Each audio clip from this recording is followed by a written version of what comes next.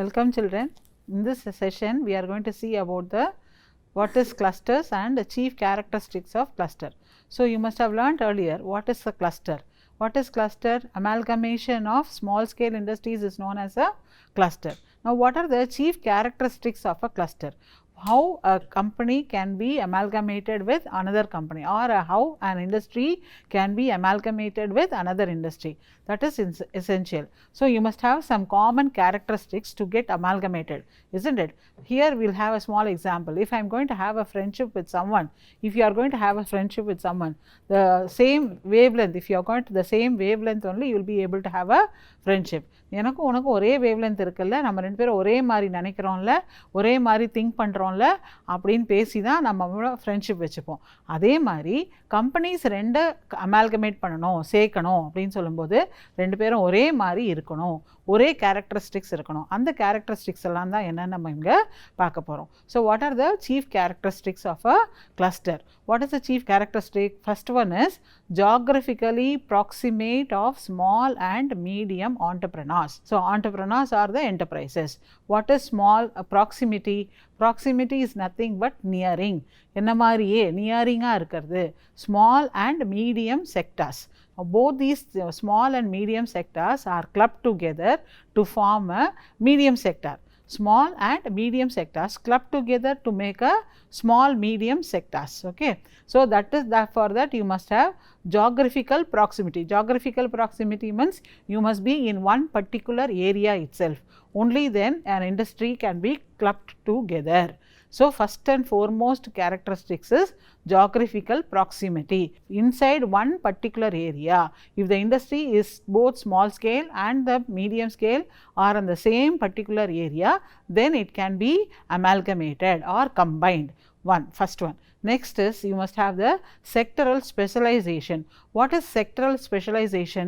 It is nothing but you must be able to know what are the nearby areas and who are your consumers.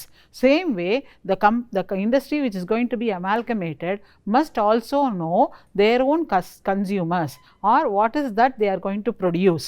So, the production and the consumption part must be the same, only then you can get amalgamated. So, that is known as sectoral specialization. Next, third one is the inter-firm competition based on innovation. What is innovation? You finding out something new is known as innovation.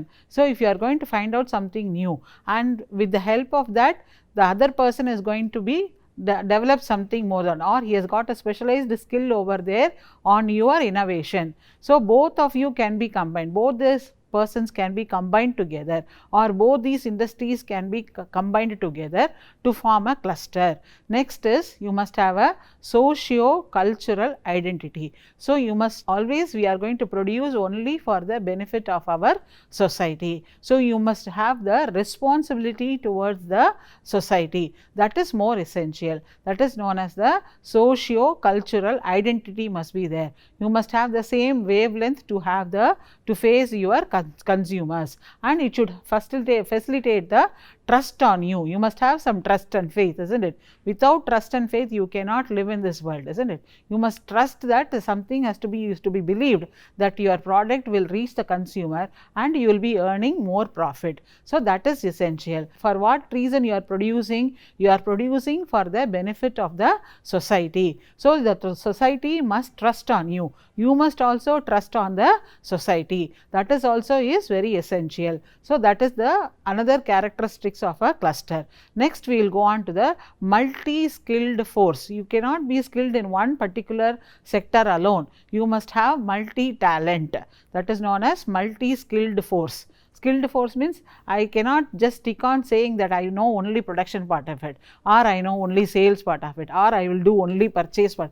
No, you must have a multi-facing over there. You must have multi-skills over there. You must know what is purchase, you must know what is your raw material, you must know how to produce and for whom to produce and for what reason you are producing, and how you are going to reach your production to your consumers so that they will be able to buy. So, if these things coordinate with each other, then there can be a cluster over there. So, you must have a multi-skilled workforce. Okay.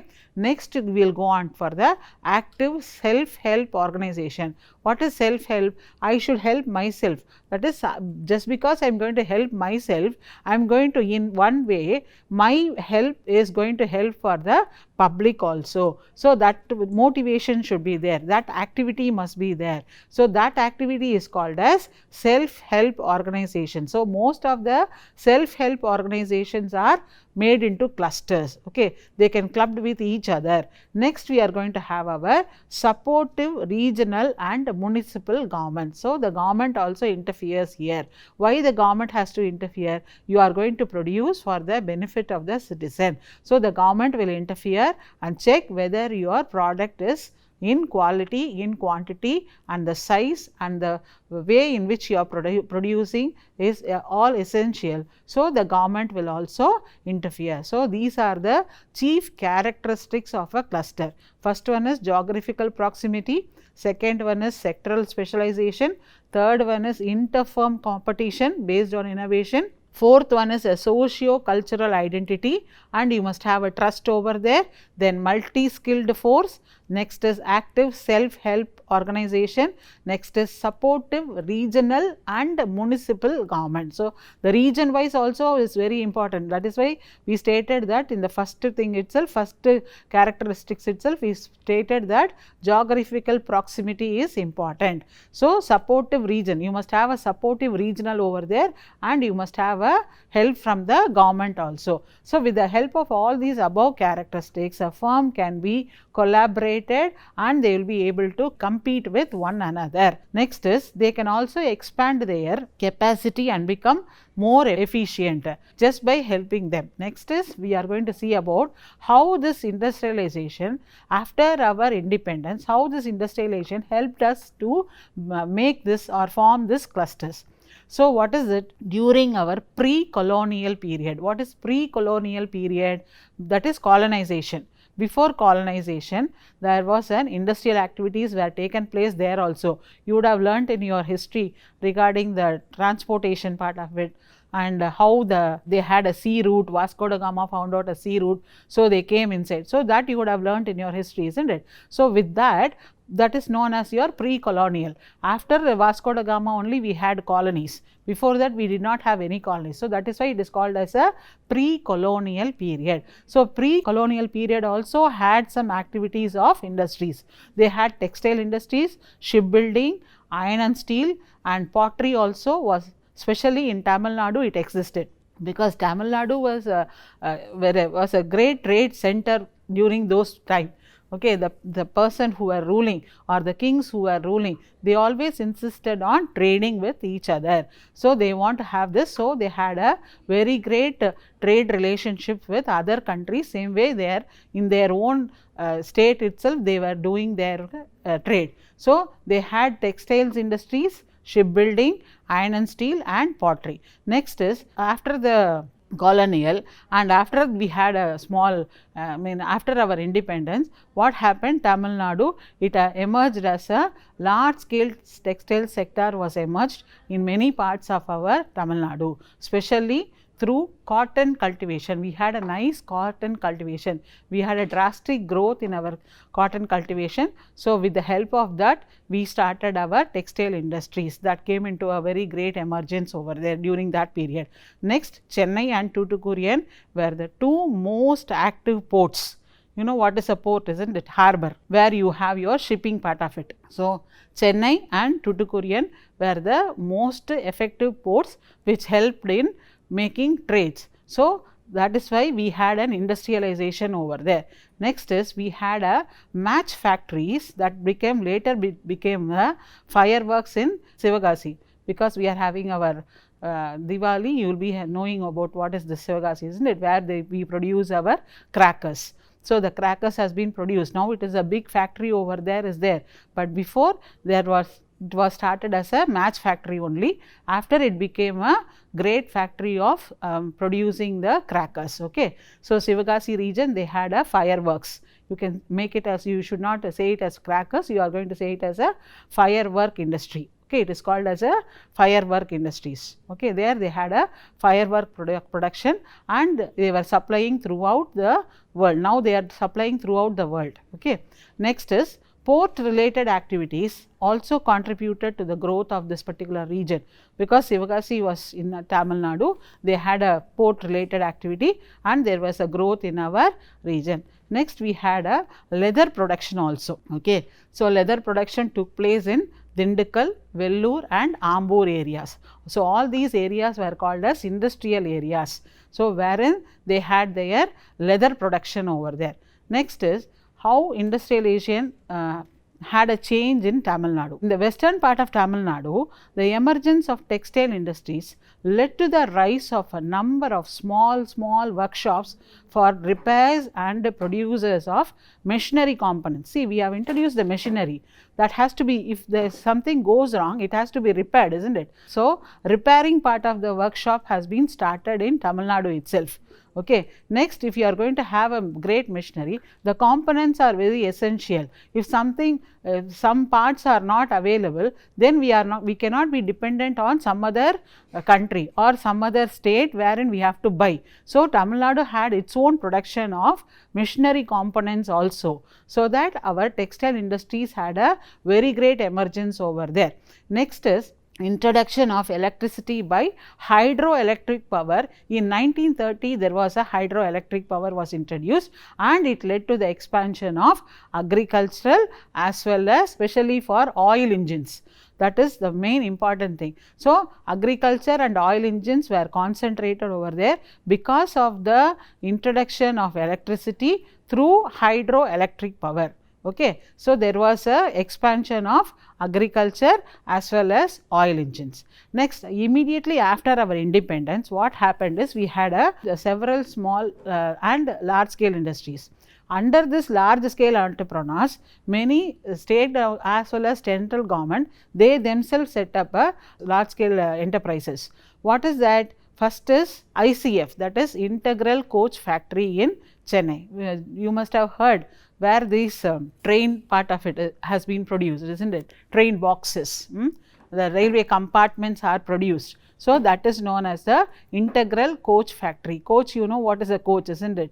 3-tier coach, we used to speak when we are going for a travel. So, we have got a seat in 3-tier, 2-tier coach and all. Coach means that is the railway part of it. Okay. So, where they are going to produce the coach that has been produced over there in Chennai, it is called as, the industry is called as the Integral Coach Factory. In short, it is called as ICF. Next, we have got our introduction of heavy electricals. Okay. When we are going to have a heavy electricals has to be introduced. So, the government started a heavy electricals, it is called as Bharat Heavy Electricals Limited. In Trichy it was placed. Okay. Now, also it is placed in Trichy, that is in short it is called as BHEL. Next, soon after our independence in 1950, Avadi had a very great industrial estate. It has got a very great industrial estate has been established over there, and there was a support of small and medium companies. Okay. There was, it had a very great support from there, and the government also played a major role in all these processes. Then they set up a Salem steel plant was set up in 1973 in order to produce stainless steels. You know what is stainless steels, isn't it? Whatever we are using it in our day-to-day activities, all small utensils that we are going to use in our day-to-day activities have been produced. That stainless steel has been produced from Salem. So, Salem became a very great entrepreneurship was there. So, they had a government also, it also implemented a plant over there, and then they started the Salem steel plant over there in 1973 it was set up. Then during 1983 there was a setting up of power loom weaving clusters. What is power loom? Wherein now we are going to produce the textile part of it. தறியில கையில பண்ணுவாங்க இல்லையா, அது பண்ணாம மெஷின்லயே வந்து they started using machinery to produce the handlooms. So, that is known as power loom. Power loom is nothing but where they have got their own introduction of because of the electrical part of it, we are using the electrical machinery to produce the cotton part of it. So, cotton will be converted, then it will be converted as a textile with the help of the power loom. Power loom means where you are going to use the powers, not with your hand, it is not handmade, it is power made. With the help of the electricity, they are going to produce the textile part of it. So, that is known as the power loom part of it. Weaving clusters in especially in Coimbatore region, and they had a very great expansion of knitwear. What is knitwear? Knitwear is nothing but where you make your sweaters and all, isn't it? Sweaters, socks has to be knitted. It is called as a knitwear. It cannot be it cannot have a weaving. Weaving cannot be done for the sweaters and all. So, the word that has been used for producing the sweaters is known as knitwear. So, knitwear was produced over there in Tirupur, and then home furnishings in Karur. So, see the places, all places that is situated in Tamil Nadu. So, Tamil Nadu became a great industry during 1970s and 1980s. Okay. So, because of this growth, Tamil Nadu now has taken a very great place in the industrial part of it. Okay. Next is, because of this industrial cluster, it had a policy has been made into effort where they are going to improve the industries with the help of, especially in backward areas. Even backward areas has to be concentrated, isn't it? You cannot just go on only check into only for the city part of it alone. Even the backward areas has to be taken into consideration. So, they thought that they framed a policy saying that even because of we'll implement this industrial cluster in the backward areas also, so that it will be helpful for the backward areas also for the upliftment of the economy. Okay. Next, we are going to see about the liberalization. See, once you talk about industrialization, immediately you have to talk about liberalization. What is liberalization? Where you cannot say that you have to stick on to the rules and regulations. The rules and regulations during those time was very strict. They followed a very strict rules and regulations especially for trade. So, we need a liberalization over there. So, what are the liberalizations that is allowed in Tamil Nadu? Industrialization led to liberalization, which paved way for two major developments. One is industries that in the state that evolved during this period are many industries evolved. Because of this liberalization, many industries have emerged. So, what are the industries that has emerged? One is sugar industries, fertilizers, cement, iron and steel, automobiles, rubber, food products, and then transport equipments, chemicals and leather goods. So, these are the different types of industries that evolved during this liberalization, especially in Tamil Nadu. So, we are concentrating only on Tamil Nadu. We are not going to talk about the other areas. We are concentrating only on Tamil Nadu. Okay. So, what is it? One part of it is what is the important industries that evolved. I will repeat again. It is sugar industry, fertilizer, cement, iron and steel, automobiles, then rubber, food products, then transport equipments, then chemicals and then the leather goods. So, all these industries evolved during this because of this liberalization. Liberalization is nothing but giving a small relaxation in the rules and regulations. So, if just because of this relaxation, all these industries came into existence. So, now we are having 27 clusters in 13 districts, especially in Tamil Nadu, we are having 27 clusters. 27 clusters means 27 companies have been merged together, and especially in 13 districts we have got all these clusters put together. Now, the state has got a well developed network of road, rails and air transport also. So, because of transportation also we are able to do our trade properly. So, at present Tamil Nadu has the largest number of factories among all the states in India. So, we should be very proud that we are in Tamil Nadu, stating that we have got a large number of factories, especially in India. Next, we are going to see about what is I spoke about the policy, no?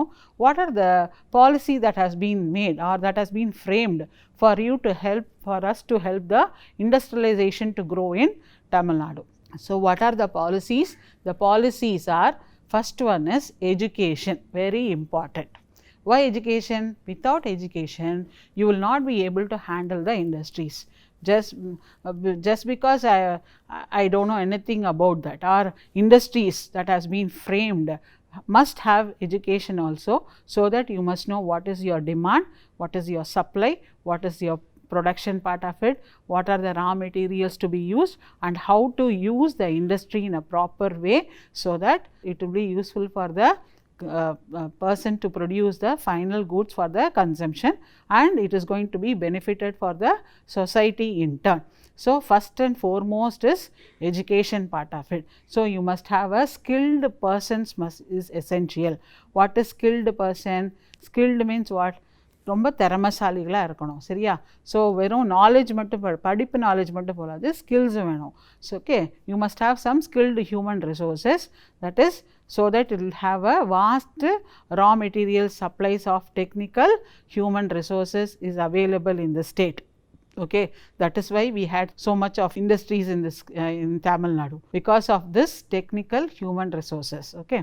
Next, it has become the home for the largest number of engineering colleges are there. You must have learnt about it, isn't it?